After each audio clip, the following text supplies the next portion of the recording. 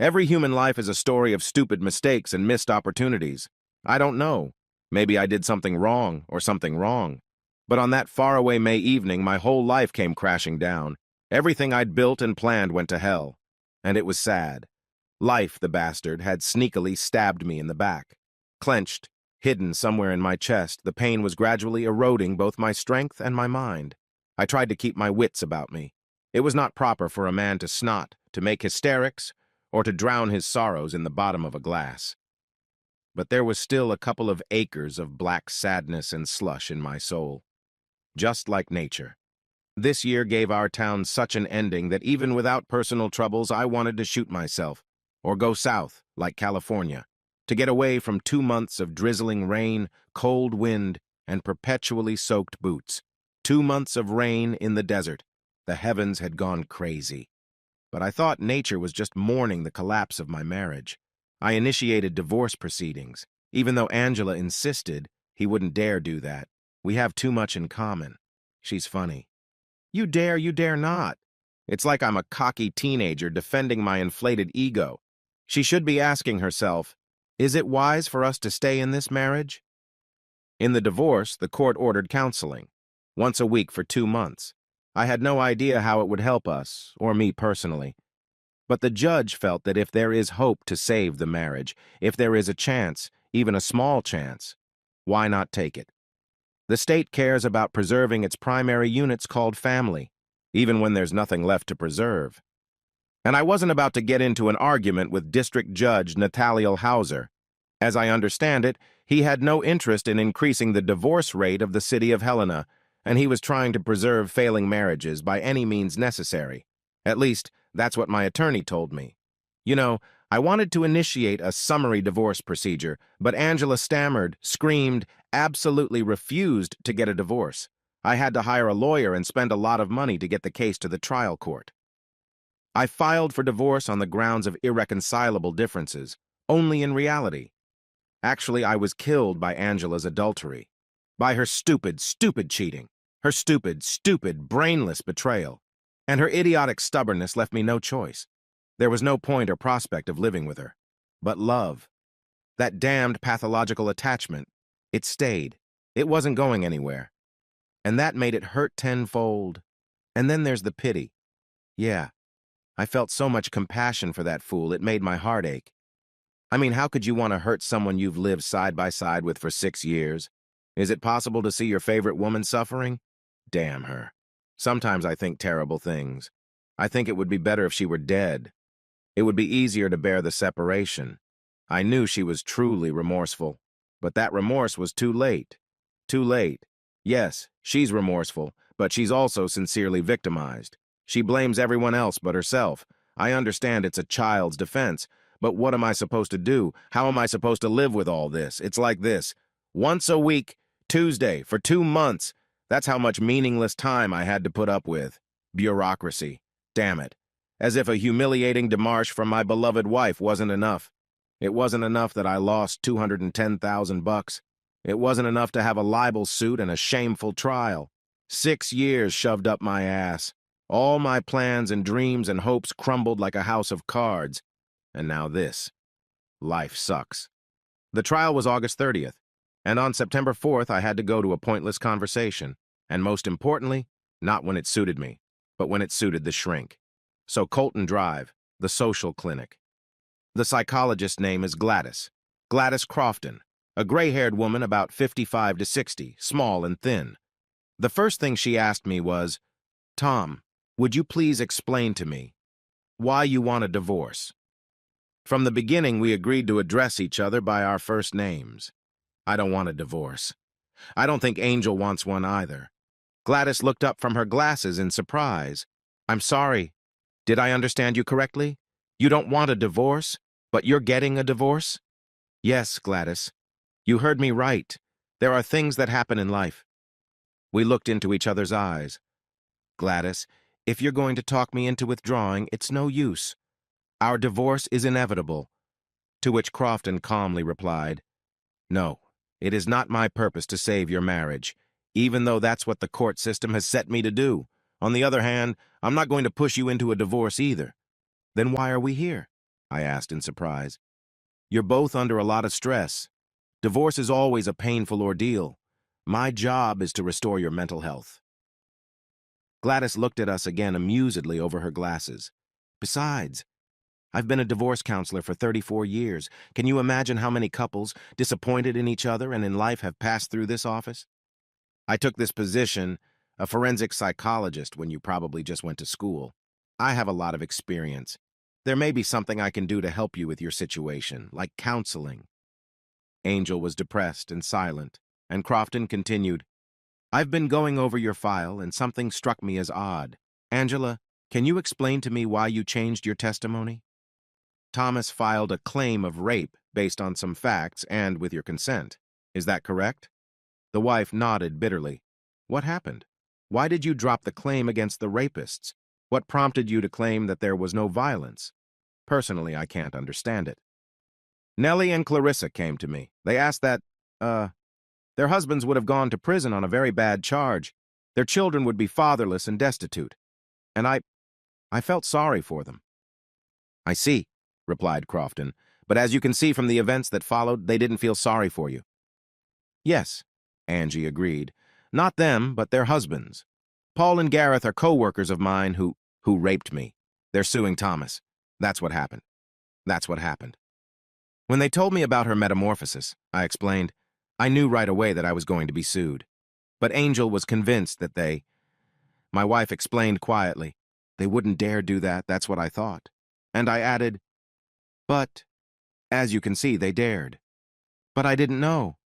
I was convinced. My wife waved her hands. I shrugged. You could have consulted me. The psychologist put her fist to her cheek, paused, looking at her papers, and asked me, Look, Tom, if you don't want this divorce, then there must be some conditions under which it might not take place. I hadn't looked at it that way, so I was a little taken aback.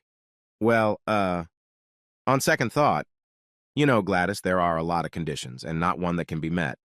Like what? Like what? For instance, I want my $200,000 back. $50,000 in fines and $80,000 each to compensate the injured parties.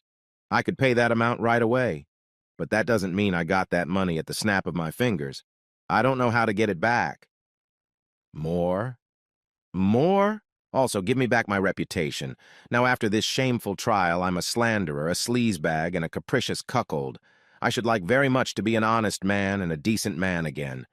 Now, my reputation is at an all-time low, and I'm losing clients. Not to mention my lost self-respect and plummeting self-esteem. Is that it? No, of course not. Gladys, I'm telling you, the list, if not endless, is long enough. Crofton looked at me again with a long look and said, Enidens assurans recompense? Yes, I agreed. Absolutely right. Proofs, guarantees, indemnities. Do you know Latin? 2 years in the College of Health and Human Development at the University of Montana, and 2 more years of undergraduate studies at the university itself. This is Bozeman, I take it. Yeah, 60 miles southeast. Oh, well, it'll be a lot easier for us to get along. They taught you psychology, didn't they? Sports psychology, I clarified. So you found out your wife had been raped. You were upset and confused and angry. Naturally. Crofton looked meaningfully at my wife. To the first mental trauma was added the fact that Angel, without consulting you, without assessing the situation, and without common sense, changed her testimony, thereby exposing you to the judicial system, and 2 scumbags took advantage of her oversight. Exactly. Did it make you twice as sad? Did you cry with resentment? I couldn't help laughing. Gladdy, it's not in your paperwork, but I'm a member of Operation Enduring Freedom, since the beginning. Since December 2nd, 00001. You mean to tell me that's hardened your nervous system? You bet, I laughed. Imagine that in July of the 4th, my motorized rifle platoon accompanied an engineering unit. The technicians were trying to drag a wounded Abraham tank to the location. We were pinned down at the Farouk Rudd River, near the village of Karagazi. There were 7 miles to the bridge, but advancement became impossible. We were preparing to cross, and one squad was measuring the depth of the stream. Bullshit. The deepest spot was 3 feet. There was machine gun fire from the hills. Crofton listened to my story with interest. The jihadis were trying to pin us down, hold us back at this crossing. They were obviously waiting for reinforcements, and the tank was stuck in the stream, and the recovery truck was barely pulling it. I ordered them to dig trenches. Can you imagine digging a trench in the rocky ground of the Afghan desert? And under fire. The men cursed me, but in half an hour we managed to dig a trench. Can I have some water? Gladys poured me a glass from an old-fashioned decanter. Tom, if it's hard for you, don't tell me. No, it's not hard for me at all. I think my story will give you a more accurate picture of what happened. Good. Go on. Well, I ordered a trench to be dug, and I explained that anyone who slacked off would get a kick in the teeth from me, and whoever sabotaged the order would get a bullet in the leg. My men knew that their first lieutenant could not joke and tried hard until bloody blisters, and I ran ducking along the chain under bullets and drove my platoon. With a mate, then I got the hell out of there. I immediately contacted the engineers and ordered them to abandon the fucking broken tank, load into a Humvee, and move east. While the vehicles with the technicians were leaving, we had time to dig in up to our chests. And that's when the multiple rocket launchers started howling. The Russians call them grid. The launch of the missiles could be heard from afar. I yelled, "Take cover! Take fucking cover!" Everybody went to the bottom of the trench. I dove in too, right on top of Sergeant Stanley Harrison. I didn't have a foxhole. And we got hit. The tank and tractor that didn't make it out of the river were blown to smithereens. A couple of technicians didn't follow orders and tried to pull that coffin to the right bank. They went to heaven. My platoon all survived. 4 men were caught in shrapnel. Almost everyone was burned and many were deafened, but everyone was alive. When the Taliban went to collect the spoils, as they usually did after shelling, they came under fire from my guys. Almost the whole gang died. The remnants, 4 or 5 men, went into the hills. Afterward. Already at our base, many of the platoon came up to shake my hand and thank me for saving them. Sergeant Harrison said I heroically covered him with me. My camouflage on my back was burned off, but the sergeant was unharmed. I was awarded the Silver Star. A month later, my contract was up. You think I'm capable of shedding tears? Angela looked at me wide-eyed. I'd never told her about my service in Afghanistan or my awards, and I made it clear to Gladys, so I think of everything that's happened as, first I was misinformed, then I was ignored. That's not even betrayal, I just haven't had time to dig my own foxhole. I need to change locations and start over. This has nothing to do with tears. Change of location? You're gonna leave town? The psychologist raised her eyebrows. Maybe. Maybe I'll have to leave. Did you discuss the situation? Gladys elaborated. Angel shook her head negatively. I added, What's there to discuss? It's all so clear. I thought for a moment, then added, Maybe this isn't her first time. Maybe it's not the first time she's done this. The wife straightened up indignantly. Tom, yes, I screwed up, but it was a one-time thing. Don't make me look like a whore. I just had too much tequila. Well, first of all, I grimaced, you've been drinking a lot. Think about Christmas the year before last, when you stripped on the table. If I hadn't gotten you out of that joint, I don't know how it would have ended. It's just there was no one to stop you this time. But, Angela was looking for excuses. Tell me, honey, how many times have I asked you to stop drinking? I've asked you to get codependent. And what? Well, the result is a crippled life. Tom, I'm not an alcoholic. Yeah, no, I'm an alcoholic, okay? A couple times a year, a little relaxation never hurt anyone. It certainly has for you, Angie. You.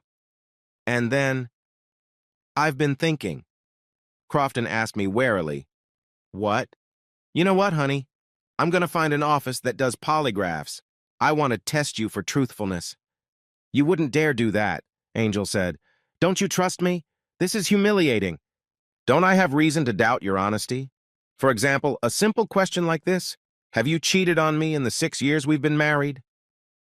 Angela looked fearfully at Gladys, at me, and lowered her eyes. You see, I said, disappointed at my guess. And you want me to believe your promises, to believe your vows. And the psychologist? She swore to me last year to give up alcohol. But here's the thing. Look, Tom, Yes, you see a lot of faults in her. She's stupid, she's stubborn, and she has a tendency to drink. But you married her for a reason, didn't you? Why did you marry her? Oh my God. That psychologist asks the strangest questions. Because I fell in love with her. I'm sorry. But the next question that comes to mind is, why did you fall in love with her? But don't be in a hurry to answer. Think about it. I really thought about it. Well, I guess because she's... You see, Gladys, Angela has an independent nature, explosive, brash, and impulsive. As they say, what's on her mind is on her tongue. She's a bit of a stickler for convention. At first, it was like a challenge to my brutality, and then I realized I couldn't live without her. That's what happened. Angela looked at me with a sidelong glance and gave me a quiet, sad chuckle. And you, Angel, what did you see in that bear? Angela didn't even think about it. He's reliable. He's very, very reliable. And then, the wife blushed a little. He's handsome. And he's so careful. He's more attentive to me than any other man in the world. You see, Gladys, you can hide from the world in his arms. Sometimes he annoys me with his calmness and his pedantry. But otherwise, I love him. Is that all? No. You know, he reminds me of my late father. He gave me everything without asking for anything in return. Yeah, that's right. I mean, you can't live without each other, but you've decided to separate. No. Angela jumped up. I'm not going to lose him. It's him. He doesn't realize that we're meant to be together. Gladys looked at me over her glasses again. What do you say, Tommy? I tried to explain. Look, Angie, baby, family starts in bed. Love, its culmination, is our intimacy. And if we don't have that, even if there is love, the family dies. There is no point in dragging it out, waiting for some miracle. The wife turned to the psychologist. I don't understand. I don't understand why he feels this way. He's got it in his head that I'm some kind of, like I'm dirty. Angela blew her nose, took out a handkerchief. We were quiet. Tom, the psychologist turned to me. And how did you find out that your wife was raped? Oh my God. Okay, Tommy. You don't have to tell me if you don't want to. I'll tell you. I know it hurts, but I'll tell you. I had to summon up the courage to tell the most painful part. My wife was brought in after midnight. She was insane, drunk, unconscious. They just pushed her into my arms and drove off. I carried her upstairs, put her on the bed. I took off her dress, pulled off her stockings, and there it was. I grimaced with pain and resentment. I saw what was in between my legs. Crotch, Gladys said. Yeah, the crotch was all wet. I closed my eyes and cringed. I pulled down her panties, the gusset, the counselor said again. That's disgusting. The picture. That loss of humanity is still in my mind all the time. I can't help it. Crofton looked at me intently. I continued. At first, I wanted to chase down and kill those two bastards who did that. Their grinning faces. I could see their amusement when they handed me my wife. But reason prevailed. Going on the attack, without reconnaissance of the situation, without assessing the enemy, stupid. I mean, maybe those two weren't involved at all. They were just watching. So I calmed down as best I could and called the cops, telling them about the rape. CSU arrived and took a semen sample from Angela's. I took a deep, deep breath and exhaled slowly. My friends from the police advised me to write an official statement and refer the case to the prosecutor's office. Not that they advised me, but they insisted. They were outraged. So I did. If I'd known Angie would drop the claim, I wouldn't have started this scandal. I would have solved the problem by other means. But this one. Tom, you need to call things by their proper names, okay? Okay. This idiot, God forgive me, has made such a mess of things. To me and to herself. Not only has my reputation hit rock bottom, not only did my wife get a reputation in this town as a whore, and those two assholes robbed me of 200,000 greenbacks, and I can't have sex with her.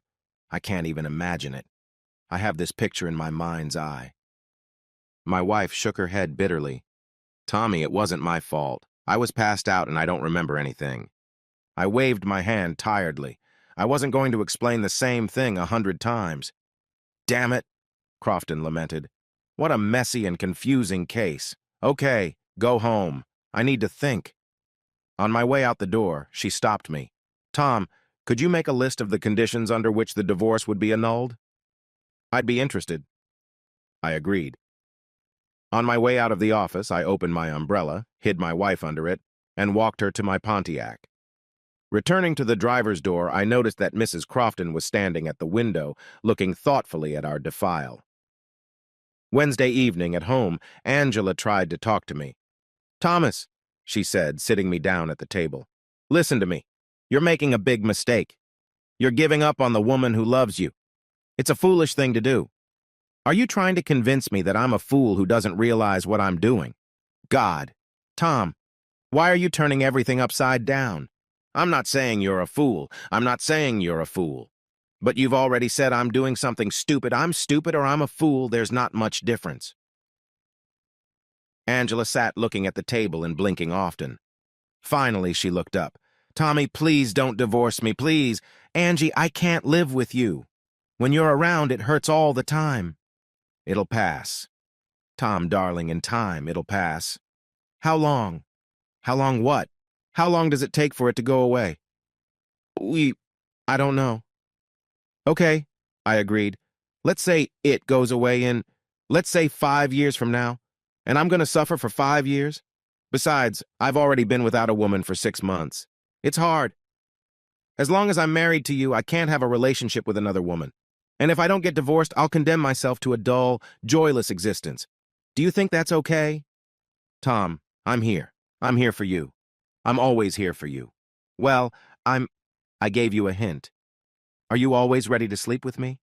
"Yeah, I'm always ready. Trust me. I'm lonely and hard, too. I miss our relationship."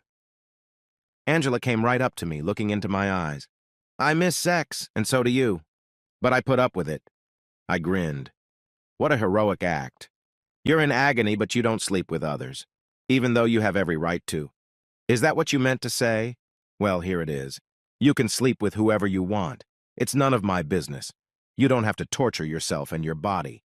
You can fuck whoever you want. I don't want to hurt my body and get prostatitis either. I need a woman. Tommy love, but here I am. Well, Angel, when I look at you and when I try to want you for some reason, I'm immediately reminded of this slimy, slimy slime. I'm sorry, but I can't want you with that picture in front of me. I'm disgusted. Angie, you're a beautiful woman, and I'm sure you could easily find a good man. But not me. Not me. I'm out. We should just move on. We're on our own." Angela sat back in her chair, tears glistening. But why?" "Because you killed my libido. You killed it in passing, and now you're trying to revive a dead man. If you'd made the case that you were raped then, those assholes would have gone to jail. And there's a very good chance things would have gotten better for us. That's a very high possibility. My self-esteem wouldn't have been stomped into the dirt then." I went on. "And now, you're going to get fired from your job." "No, why would I get fired?" "Redverg will not tarnish its reputation by keeping a scandalous employee on staff." "But why?" "I think they should be fired." "Why me?" "Because they're just tough guys who seduced a chick, and you're a whore." I should have imagined it the other way around. They're the villains, and you're the victim. "They were." But the court proved otherwise. That's because I said so in court, but it was a lie. There's a court order, dear. It explicitly states that you voluntarily had sexual intercourse with your co-workers. Tell me, do you have a document? Do you have a document that you lied in court?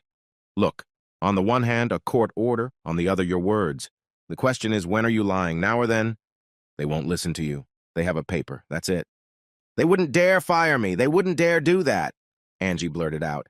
"Everyone knows it was rape." I nodded bitterly, grinning sarcastically. Angela's face darkened. "To hell with them. I have 6 years of experience. I'll find another job, maybe a better one." "Angel, listen to me. No one in this town will hire you for a position of responsibility.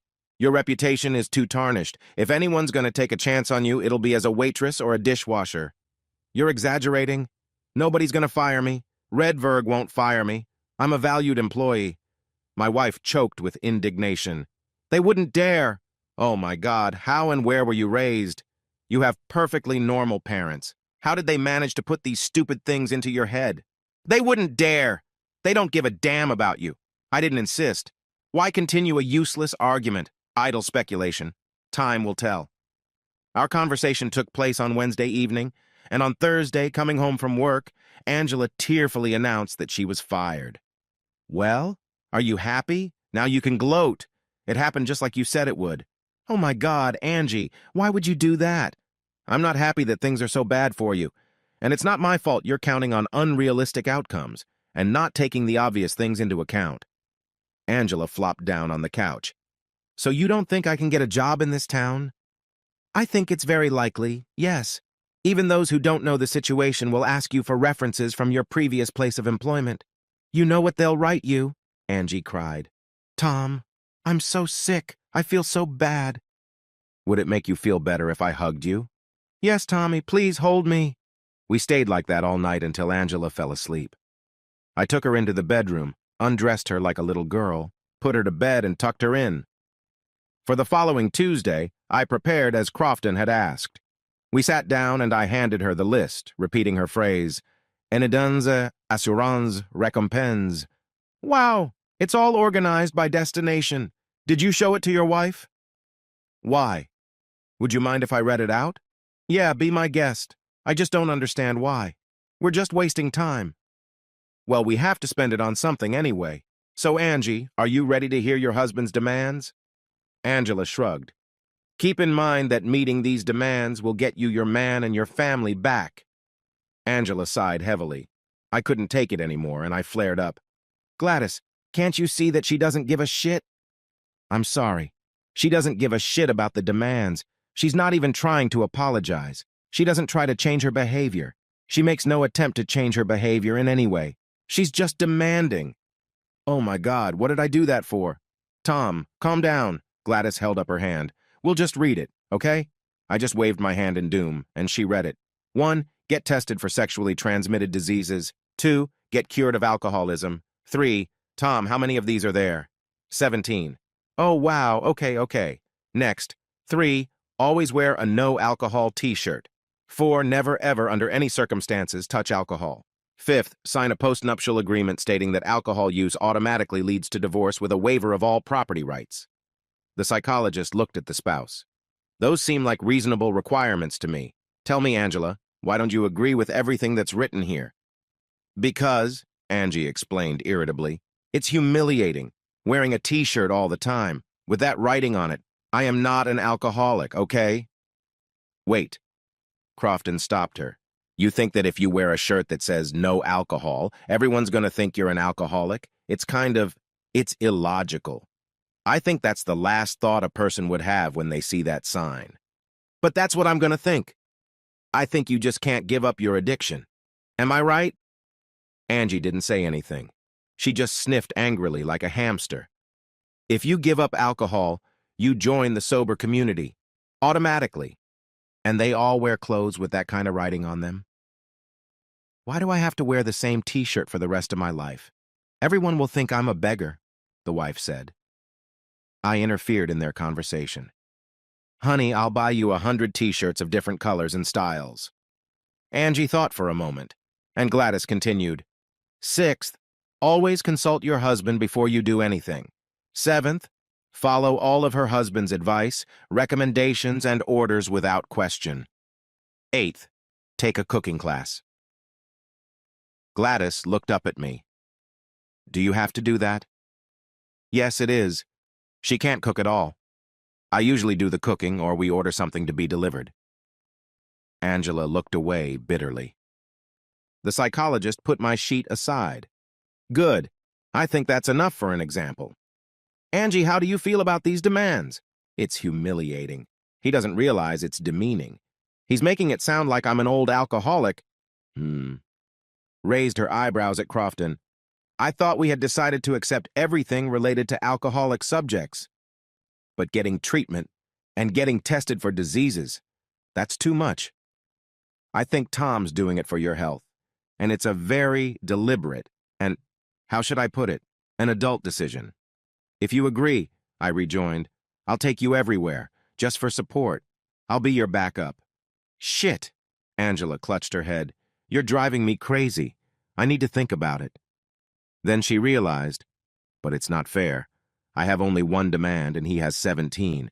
I have only one demand, not to divorce me. That's all. I'll be damned. It was the doctor who, in some strange and subtle way, was pushing us to stay in a relationship. Look, Angie, you're demanding that Tom be celibate for a few years. Do you understand that? In my experience, sexual relationships take years to mend. Tell us, please, what should he do? If he doesn't divorce you, it's a big concession on his part. I'd even say it's a sacrifice, because a man feels the pain of sexual deprivation much more than a woman, and it's not moral pain, it's physical pain. Gladys's voice, quiet and friendly, acted as a sedative. But Crofton was watching my wife's reactions closely. But that's not all. You demand that he give up these, she shook my sheet. His demands. Personally, I think that everything written here is quite reasonable and doable for you, so you have a lot more demands than he does, and those demands are a lot tougher and harsher. I still have to think about it, Angel said stubbornly. Tommy, will you let me think about your list for a while? Let me take it. Yes, of course, Angie. Crofton stood up. Okay. That's it for today. See you next Tuesday. I drove my wife home and went to work, after spending some time at work. Actually, I was at work every day, including weekends. My business required my personal presence, because it was me who tested clients, made individual training schedules, and recorded the results in tables and charts. Oh yeah, I forgot to explain. I have 2 fitness studios in Helena. They are actually full gyms with a full range of exercise equipment. And in addition, 2 more yoga studios, Helt Yoga Helena and Best Yoga Helena. My studios have half of our town practicing. For some people, I do a big discount up to 50% off, for example, for the local police department, or for my friends, like my wife's friends and coworkers. Helena's police commissioner, Austin Williams, works out at my gym. Helena Fitness Flanagan and his wife, B. Williams, does yoga at my studio on Grease Avenue, which, by the way, is not far from my house.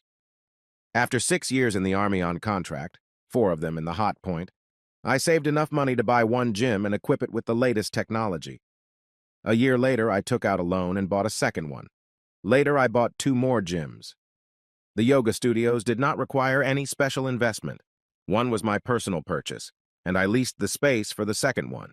Just 2 of my fellow students were seriously interested in Indian gymnastics, and I invited them as instructors. All in all, my life was not bad. I was making good money and paying my 4 assistants and 2 nurses well. You'd think I'd be happy. But my spouse kept throwing me problems and complications. Eventually, it all culminated in this disgusting story. So as I said, I was stuck at work. It was getting close to lunchtime, and I was getting changed with the intention of going to a grill bar on Custer Avenue. It's not far from my first salon. All I had to do was put on my coat, get my phone, keys, and umbrella when the office door opened and 2 women walked in who I least expected to see. And the 2 women I least expected to talk to, Nellie and Clarissa, the wives of the 2 assholes who'd fingered my alcoholic wife. I was wary, and just in case, I turned on my phone's sound recorder. Who knows what they had in mind? For half a minute, we stood opposite each other and were silent. Ladies, I said with exaggerated delicacy, can I help you? Clarissa, Paul Humphrey's wife, stepped forward. Thomas, I've come... She was clearly confused and upset. Thomas, I want to apologize to you for what my husband did. I realized I had to put the grilled sausages on hold, so I asked the guest to sit down. We were silent again for a while. Nellie spoke up. Thomas, we are truly, truly sorry. Well, sorry, not sorry. There's nothing we can do about it. Clarissa started to cry. She spoke softly through her tears. I feel so ugly. I didn't mean for this to happen. But Paul, he insisted. I'm afraid of him. You see, Tommy, I'm afraid of him. When he gets angry, he becomes a beast. I tried to stop him, but he yelled at me so much that, why don't you leave him? Where am I going to go? And what will I live on? I was wondering, I asked, how does he feel about his children? The same way he treats me. And Kevin and Eric are afraid of him. Paul, he's crazy. He won't let me leave him. He'll kill me. I think you're exaggerating. I hesitated. No. Clarissa shook her head bitterly. Not at all. Paul has 2 sons. One is 16, the other 14. They seem like nice boys. What do you want me to do? Nellie went first. Personally, I want you to know that all the ugly things going on in your life are not my fault. Are you sure about that? I asked. She hesitated. No, of course I had a hand in it too, but I don't know how I can help you. I want to make things right, but I don't know how. Clarissa nodded in agreement. I grinned. Well, I don't know. I think you just want to keep the discount on the classes at my gym? Both of them wept. Tom, don't be like that, Clarissa sobbed. I'm sorry, Tom. Please forgive me. Well, that's what to do with them. I waved my hand. Okay, forgotten and past. Water under the bridge. No offense. My wife took the shot and you just corrected the trajectory. So you're really no offense? Nellie looked at me with some hope. Honestly? Now why don't we go to Custer Avenue and get something to eat? I'm starving. Nellie said no. Clarissa came with me to the grill and we had a little talk about life while eating light Scotch ale and fried sausages. Well, how we talked. Clarissa mostly spoke, and I listened silently to her sad and, in some places, tragic story. Before opening the umbrellas and going their separate ways on the way out of the bar, the woman hugged me and kissed me on the cheek. Thank you, Tom. You're a good man. Thank you. It's okay. And this, tell Nellie I'm not canceling your class discount. And then I added, Claire, you should leave him. Paul, I don't know why you're torturing yourself. Clarissa didn't say anything. We shook hands and walked away. In the evening, my wife and I sat peacefully in the kitchen.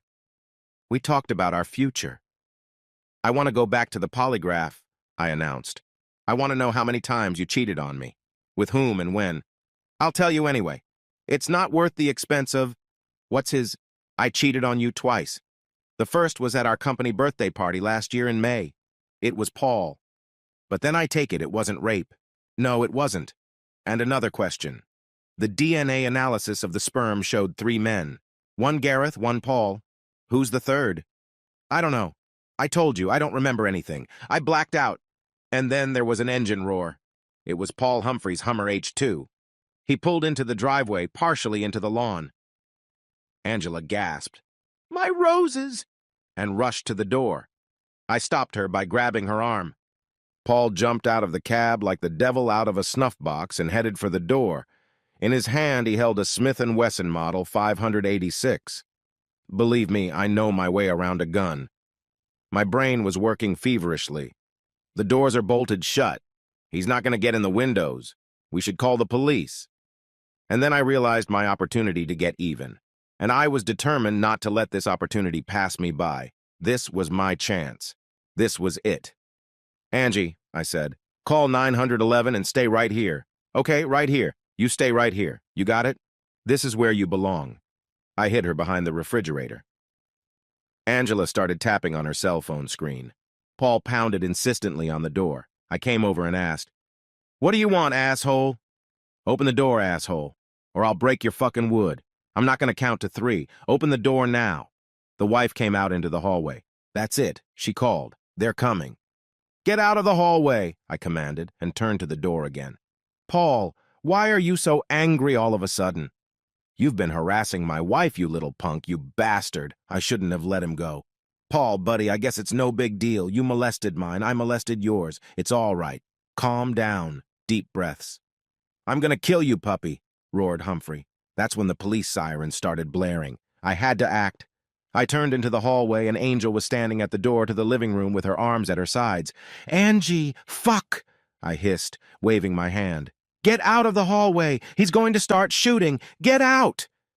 My wife frowned and growled, "He won't dare!" The cops were already shouting for me to drop the gun. This is the moment.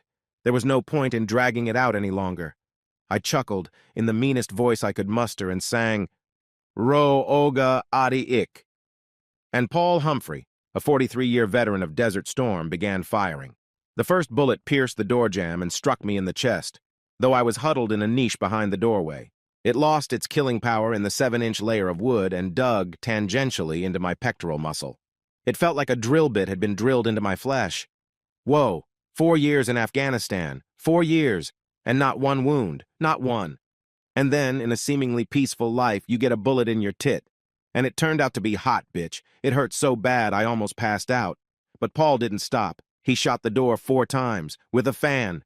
hoping to get me. And as you can see, he did. He would have kept firing, but after his fourth shot, a couple of police Glocks went off and everything went quiet. I slid down the wall and sat on the floor. There was a knock at the door. "Tom! Tom! Are you all right? Can you open up for us?"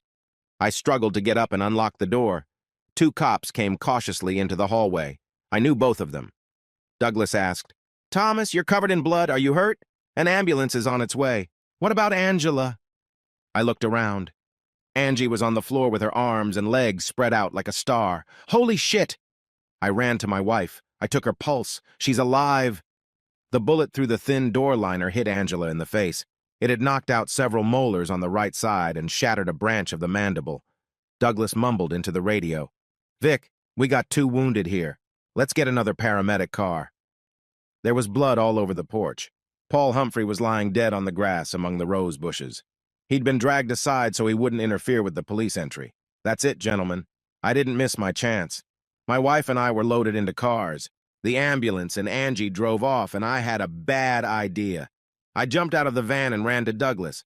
Doug, buddy, listen to me. That asshole may have done something to his wife and kids. I'm going to go to his house and see what's going on. You with me? Thomas, look at you. You're covered in blood. You're hurt." I interrupted. "Doug, trust me, I'll live. I ain't going to be shit. Let's go, huh?" Clarissa could be dying in there, too.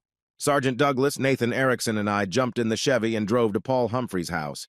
The house was unlocked, but inside, there was a rumble of banging coming from the basement below.